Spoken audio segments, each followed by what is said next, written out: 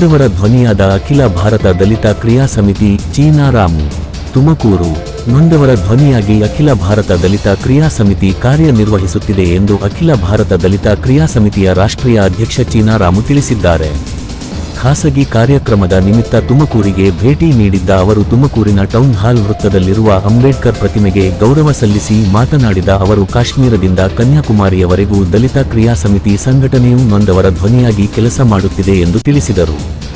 ಬಾಬಾ ಸಾಹೇಬ್ ಅಂಬೇಡ್ಕರ್ ಅವರು ಇಡೀ ದೇಶದ ಮೂಲೆ ಮೂಲೆಗೂ ಭೇಟಿ ನೀಡಿ ನೊಂದವರ ಕಷ್ಟಕಾರ್ಪಣ್ಯಗಳನ್ನು ಅರಿತು ಸಂವಿಧಾನ ರಚಿಸಿದರು. ಅವರ ಹೆಸರಿನಲ್ಲಿ ಕಾರ್ಯನಿರ್ವಹಿಸುತ್ತಿರುವ ನಮ್ಮ ಸಂಘಟನೆಯು ನಾಡಿನ ಉದ್ದಗಲಕ್ಕೂ ಕಾರ್ಯಕರ್ತರನ್ನ ನೇಮಿಸುವ ಮೂಲಕ ನಮ್ಮ ಸಂಘಟನೆಯನ್ನು ಬಲಪಡಿಸುವ ಕೆಲಸವನ್ನ ಸ್ಥಳೀಯ ಮುಖಂಡರಿಗೆ ನೀಡಲಾಗಿದೆ ಎಂದರು.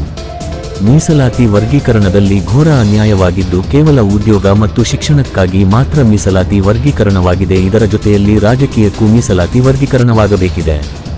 ಸಮಾಜದಲ್ಲಿ ಬಲಿಷ್ಠವಾಗಿ ಬೆಳೆದಿರುವ K H Muniyappa, Mallikarjun Kharge, doctor G Parameshwar ರವರ ಅಂತಹ ವ್ಯಕ್ತಿಗಳಿಗೆ ಮೀಸಲಾತಿಯ ಅವಶ್ಯಕತೆ ಇಲ್ಲ. ಅದರ ಬದಲಾಗಿ ನೊಂದವರು, ದೌರ್ಜನ್ಯಕ್ಕೆ ಒಳಗದವರು, ಮುಖ್ಯವಾಹಿನಿಯಿಂದ ದೂರ ಇರುವ ವ್ಯಕ್ತಿಗಳಿಗೆ ಮೀಸಲಾತಿಯ ಅವಶ್ಯಕತೆ ಖಂಡಿತ ಇದೆ ಎಂದರು. ಸರಿಯಾದ ರೀತಿಯಲ್ಲಿ ಮೀಸಲಾತಿ ವರ್ಗೀಕರಣವಾಗದೆ ಹೊರತು ನೊಂದವರು ನೊಂದವರಾಗಿಯೇ ಸಮಾಜದಲ್ಲಿ ಉಳಿಯುತ್ತಾರೆ ಎಂದು ತಿಳಿಸಿದರು. ಇವರ ಭೇಟಿಯ ಹಿನ್ನೆಲೆಯಲ್ಲಿ ರಾಷ್ಟ್ರೀಯ ಅಧ್ಯಕ್ಷರಾದ ಚೀನಾರಾಮುರವರೊಂದಿಗೆ ರಾಜ್ಯ ಉಪಾಧ್ಯಕ್ಷರಾದ ಡಿಕೆ ಇಂದ್ರಕುಮಾರ್ ರವರು ತುಮಕೂರು ಜಿಲ್ಲಾ ಪ್ರವಾಸ ಮಾಡಿ ಸಂಘಟನೆಯನ್ನು ಮತ್ತಷ್ಟು ಬಲಪಡಿಸುವ ನಿಟ್ಟಿನಲ್ಲಿ ಹಲವಾರು ಜನರನ್ನು ಸಂಘಟನೆಯ ಸಂಪರ್ಕಕ್ಕೆ ತೆಗೆದುಕೊಳ್ಳಲಾಯಿತು. ಜೊತೆಗೆ ಮುಂದಿನ ದಿನಗಳಲ್ಲಿ ಅಖಿಲ ಭಾರತ ದಲಿತ ಕ್ರಿಯಾ ಸಮಿತಿಯನ್ನು ತುಮಕೂರು ಜಿಲ್ಲೆಯಲ್ಲಿ ಮತ್ತಷ್ಟು ಬಲಪಡಿಸುವ ನಿಟ್ಟಿನಲ್ಲಿ ಮುಂದಿನ ದಿನಗಳಲ್ಲಿ ವಿವಿಧ ಯೋಜನೆಗಳನ್ನು ರೂಪಿಸಿರುವುದಾಗಿಯೂ ಸಹ ತಿಳಿಸಿದರು. ಇದೇ ಸಂದರ್ಭದಲ್ಲಿ ಅಖಿಲ ಭಾರತ ದಲಿತ ಕ್ರಿಯಾ ಸಮಿತಿಯ ರಾಜ್ಯ ಉಪಾಧ್ಯಕ್ಷ ಡಿಕೆ ಇಂದ್ರಕುಮಾರ್, ಗಂಗಸಂದ್ರದ ಚಂದ್ರಶೇಖರ್ ಜಿಆರ್, ಸಿದ್ದಲಿಂಗಯ್ಯ ಸೇರಿದಂತೆ ಸ್ಥಳೀಯ ಮುಖಂಡರು ಹಾಜರಿದ್ದರು. ಎಲ್ಲೋ ಒಂದು ಕಡೆ ನಾಟಕ ಆಡ್ತಕ್ಕಂಥ ಕೆಲವು ವ್ಯಕ್ತಿಗಳ ಬಗ್ಗೆ ನಾನು ಮಾತಾಡೋಕ್ಕೆ ಹೋಗೋದಿಲ್ಲ. ಸಮಾಜದ ಕಟ್ಟಕಡೆಯ ವ್ಯಕ್ತಿಗೂ ನ್ಯಾಯ ಕೊಡಿಸುವಂಥ ಹೋರಾಟದಲ್ಲಿ ಅಖಿಲ ಭಾರತ ದಲಿತ ಕ್ರಿಯಾ ಸಮಿತಿ ಸಂಪೂರ್ಣವಾಗಿ ಕೆಲಸ ಮಾಡುವಂಥ ಪ್ರಯತ್ನ ಮಾಡ್ತಾ ಇಲ್ಲ. ಇಡೀ ಭಾರತ ದೇಶದ ಕಾಶ್ಮೀರದಿಂದ ಕನ್ಯಾಕುಮಾರಿವರೆಗೂ ಸಂಘಟನೆಯನ್ನು ಬಲಪಡಿಸಿದ್ದೀವಿ. ಕಾರ್ಯಕರ್ತರನ್ನ ಫಸ್ಟ್ ಉದ್ಯಮಿಸುವಂಥ ಕೆಲಸ ಆಗಬೇಕಾಗಿದೆ. ನಾನು ಇನ್ನು ಹಾಸನ ಜಿಲ್ಲೆಗೆ ಹೋಗುವಂಥ ಕೆಲಸ ಸಿಕ್ಕೆರೆಯಲ್ಲಿ ಮೀಟಿಂಗ್ ಇದೆ, ಅಲ್ಲಿ ಹೋಗ್ತಾ ಇದ್ದೇನೆ. ಇವತ್ತು ಎಲ್ಲ ಭಾಗದಲ್ಲಿ ಪ್ರವಾಸ ಮಾಡೋದಕ್ಕೆ ಆಗೋದಿಲ್ಲ ನನ್ನ ಒಬ್ಬನಿಂದ.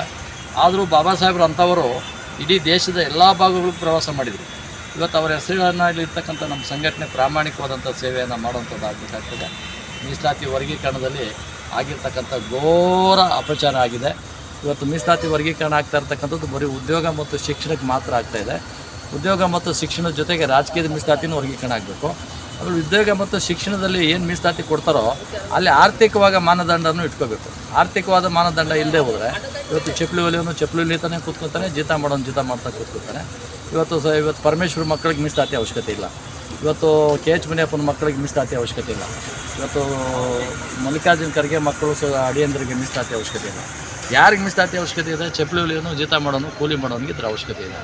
ಈ ವಿಚಾರದಲ್ಲಿ ರಾಷ್ಟ್ರ ಮಟ್ಟದಲ್ಲಿ ನಮ್ಮ ಸಂಘಟನೆ ಸಕ್ರಿಯವಾಗಿ ತೊಡಗಿಸ್ಕೊಂಡಿದ್ದೇವೆ. ಇವತ್ತು ಕೆಲವು ಸಂಘಟನೆಗಳು ಅವ್ರದ್ದೇ ಆದಂಥ ದಿಕ್ಕಿನಲ್ಲಿ ಹೋಗ್ತಾ ಇದ್ದಾರೆ. ಮಾದಿಗರಿಗೆ ಅನ್ಯಾಯ ಆಗಿದೆ, ಒಲಿಯರಿಗೆ ಅನ್ಯಾಯ ಆಗಿದೆ ಅಂತ ಒಲಿಯರ ಗುಂಪು, ಮಾದಿಗರಿಗೆ ಅನ್ಯಾಯ ಆಗಿದೆ ಮಾದಿಗ ಗುಂಪು, ಬೋವಿಗಳು ಲಂಬಾಣಿಗಳಿಗೆ ಅನ್ಯಾಯ ಆಗಿದೆ ಅಂತ ಅವರೊಂದು ಗುಂಪು. ಜೊತೆಗೆ ಅಲೆಮಾರಿಗಳು ಭಾಳ ಶ್ರೇಷ್ಠವಾದಂಥ ಭಾಳ ಕಠೋರವಾದಂಥ ಸ್ಥಿತಿಯಲ್ಲಿದ್ದಾರೆ. ಅಸ್ಪೃಶ್ಯರಲ್ಲೇ ಅಸ್ಪೃಶ್ಯರವರು. ಅವರಿಗೆ ಎಲ್ಲೂ ಒಂದು ಗ್ರಾಮ ಪಂಚಾಯತಿ ಮೆಂಬರ್ ಆಗುವಂಥ ಪರಿಸ್ಥಿತಿ ಇಲ್ಲ. ಅವ್ರಿಗೆ ಸರಿಯಾದ ಮೀಸಲಾತಿನೂ ಸಿಗಬೇಕು ಅಂತಕ್ಕಂಥದ್ದು ಒಂದಿದೆ.